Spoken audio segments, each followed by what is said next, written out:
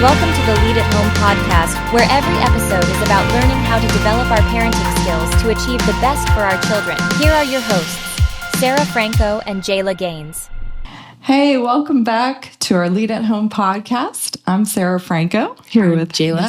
Jala Gaines. Sorry, beat you to it. No. We're just so happy to be back here with you guys. And just how are things going with you, Jala? Going good. Just finished a VBS. That was super fun. Yeah.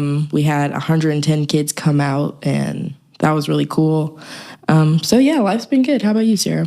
Yeah, doing well. Just kind of settling in. I feel like I'm kind of at this stage of life where I have a teenager, I have college-age students, an adult child, and every season is just kind of, you got to shift always. Mm-hmm. I guess that's true for everybody. So, so hopefully we can just have a great conversation today. I think one of the things that we wanted to talk about today was just leading with compassion. We're always talking about how we want the parents to be leading in their homes. And, we talked about how, in the end, a lot of the ways that we do this is through our own example.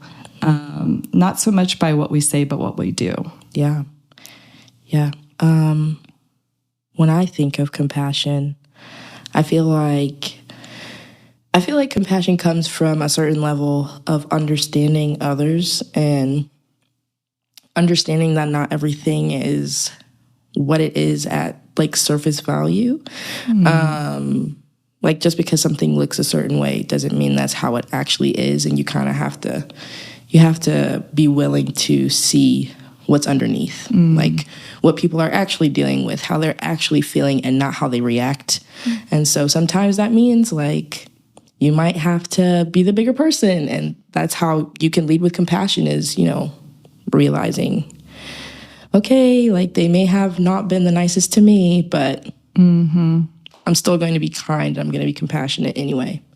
Yeah, I love that because in the end, there's a reason people are acting the way that they are. Yeah. So maybe just instead of responding to them, that we kind of look a little bit deeper, look beyond the surface, I guess, with eyes of compassion as to why they might be responding in the way that they are. And I think too, just there's always opportunities around us to have compassion, and for our children to have compassion with kids that are in their classroom or neighbors, people out in the grocery store, wherever you go, you can have compassion for someone who is in need of help.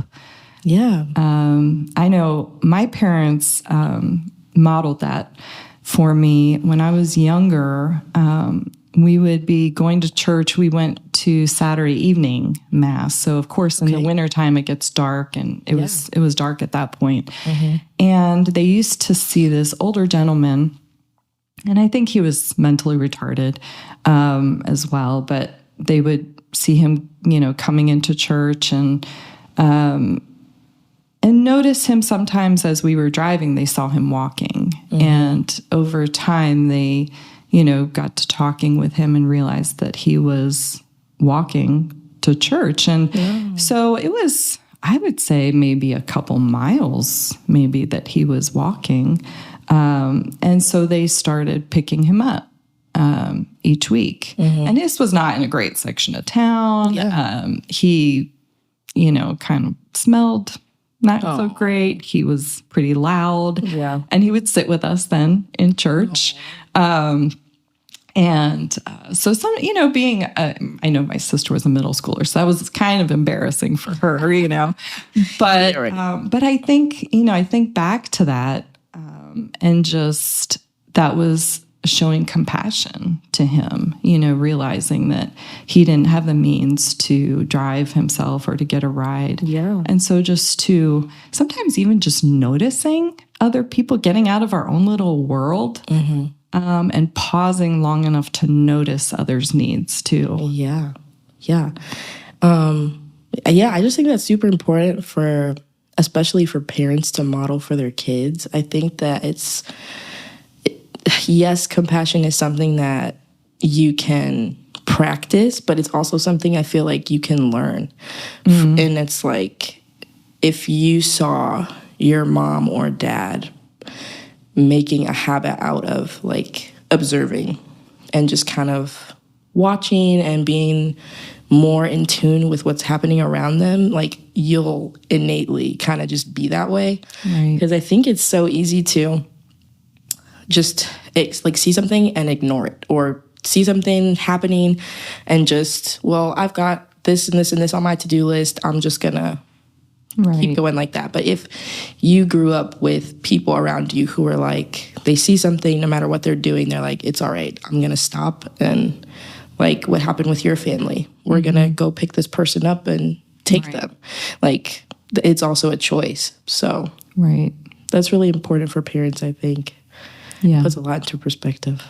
It does. And, you know, I know we live in a really busy world right now. And I think busyness is kind of an enemy of compassion. Absolutely. That it can really work against us. I know for me, I've been guilty of this many times, where I just kind of get my own little, you know, schedule and routine. And this is where I've got to be, and I've got to be here at this time. So I've got to hurry up, and I don't have time to get sidetracked with something else.